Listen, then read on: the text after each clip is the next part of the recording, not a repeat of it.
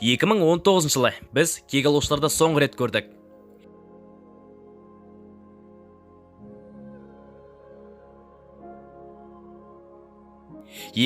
жылы режиссер Джосс Уидон бастаған кек алушылар біріккен командалық фильм үлкен хронологияның бастамасына айналды.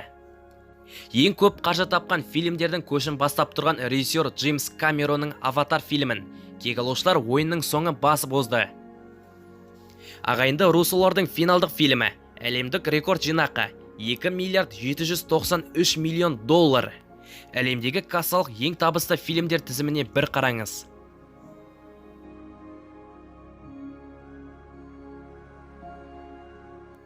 Таностың әскеріне төтеп беріп, майданда капитан Роджерс кек алушыларды бір жасаққа жинап, Таносқа бұрын соңды болмаған шайқас ашты.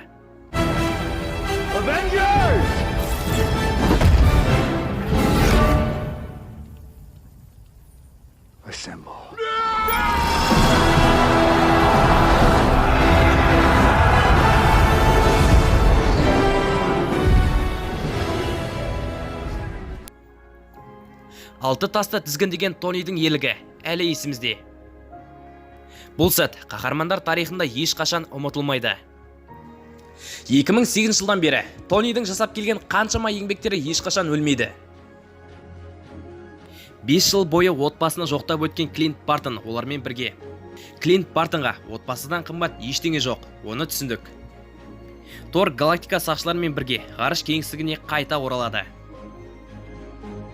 Енді жерді қорғайтын жаңа кек алушылар командасы құрылады. Байқап жүргендей Клинт сенім артқан Ванда жаңа кек алушылардың бірі. Ванда Вакандаға Аянның денесін қалыпқа келтіріп, Шуридің технологиясын қолданып, Аянды өмірге қайта келеді. Ванда финалдық шайқаста Таносы 2 рет тоқтаталды. Осыны ескере отырып, алдағы жылдары Ванданы ең мықты кек алушылардың қатарынан көреміз. Одан кейінгі жаңа кек алушы Джеймс Роди. Алда болатын шағын шайқастарда Родиді көретін боламыз. Роди Тонидің екінші темір адамы. Роди жетекшілікке, қосымша күшке көмек беретін болады. Өзінің костюмын қару-жарақпен толықтырып, Тонидің шәкірті секілді жаңадан келген кек алушыларды өз жауапкершілігіне алады. Уақытқа саяхаттап, кек алушыларға үлкен дем берген Скотт Лэнг жаңа кек алушылардың қатарында. Әрқашан өзінің біліміне сеніп, кез келген мәселені мидың көмегімен шешетін Скотт болашақта маңызды рөлдерді ойнайды. Скотт кванттық әлемде біраз зерттеп, кек алушылармен уақытқа сапар шекті. Ол әлемнің біраз сиқырын 5-ші фазада көре жатармыз. Ал Хоуп Ван Дайнға келсек, Скотттың жұмыстарына белсенді араласып, екі жұп өздерінің 3-ші фильміне ие болады. Тек қай фазада болары белгісіз болып тұр. Қара Қабылан жаңа кек алушылардың басты кейіпкері. Скроллдардың құпия соғысына 100% дайын. 5 жыл бұрын күлге айналып, Ваканда қараусыз қалды. Қара Қабылан ендігі кезекте Шуримен көптеген жұмыстар жасайды. 2016-тан бері Тачала кек алушылармен көптеген тәжірибе алмасып, Стивтің жақын досына айналып кетті. Капитан осы жақсылықты ұмытпайды. Қара Қабылан кек алушыларды басқаруға лайық, дегенмен оның әмірлігінде Ваканда бар. Сондықтан Капитан Марвел, Доктор Стрэндж Родиге сенім артады. Доктор Стрэндж жаңа кек алушылардың көшбасшысы атанады деген теория көбейіп кетті. Бұл таңдау Стивен Стрэнджге маңызды. Кек алушылар шексіздік соғысында Стрэндж көптеген тұжырымдар жасап отырды. Стрэндждің ақылмен жасайтын қадамдары жаңа кек алушыларды үнемі жеңіске жетелейді. Marvel Studios келесі фазаларда Доктор Стрэндждің ашылмаған қабілеттерін қабылдаса, кек алушылар кез келген шайқаста жеңіспен оралады. Баки мен Сэм Капитан Американың ізін жалғастыратын қаһармандар. Кек алушылар ойынның соңы Стив Роджерс үшін соңғы фильм болып есептеледі. Соңғы мүмкіндікте Стивтің арманы соғысты аяқтап, бейбіт өмірде Пеггиді бақытқа жетелеп өткен өмірде қалып, жағажайда әдемі бір көрініске көз алмай тамсанып қарап отырған қарт Стив Сэмге қарап жаңа Капитан Американы көреді. Қолынан өмірі түспейтін ақ қызыл қалқанын Сэмге табыстады. Болашақта Сэм Уилсон Капитан Американың заманауи нұсқасы болады. Америкаға деген патриоттық сезім Сэм үшін бір бөлек.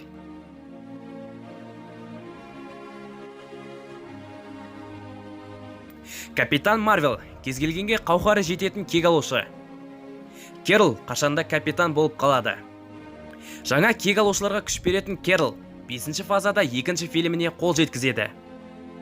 Естеріңізде болса, 2019 жылы Комик-конда Кевин Файги Капитан Марвелдің 2-ші фильмін шығаруды жоспарлап отыр. Актриса Бри Ларсон Марвел киноәлемінде Капитан Марвелдің рөлін 2 фильмде ойнады. Жаңа кек алушыларға супер қабілетті кейіпкерлер қосылып жатыр. Соның бірі Капитан Марвел. Жаңа кек алушыларға Шанг-Чи қосылуы мүмкін. Мандариннің мәселесі аяқталған соң, Шанг-Чи кек алушылар секілді үлкен ортада табылады. Біз ешқашан ұмытпаймыз. Питер Паркер, Тони сенім артқан жас кек алушы. Тони басқаларға қарағанда Питерге көп көңіл бөлді. Питерді шайқастар мен жаттығуларға белсенді араластырды. Жаңа кек алушылар Питер Паркердің негізгі тобы. 5-ші фазада Том Холланд келісімшартты ұзартса Питерді жаңа кек алушылар күтіп тұр. 2011 жылы Тордың алғашқы фильмінде Джейн Фостер басты рөлде болып келді. Кейіпкерді актриса Натали Портман сомдап келеді. 4-ші фазада Джейн Фостер Мьёльнирмен бірге жаңа кек алушылардың құрамына қосылуы мүмкін. Қорытындыға келе, қалған қаһармандар Өрмекші адам, Валкирия, Корг және Мик, Окайе, Пеппер Потс, Шури, Хоп Ван Дайн, Ричард Райдер және фантастикалық төрттіктер топты толықтыратын болады. Жаңа кек алушылардың фильмі 5-ші фазада белгілі болады. 4-ші фаза фильмдерін тамашалап, жаңа кек алушылардың болашағын бірге анықтаймыз.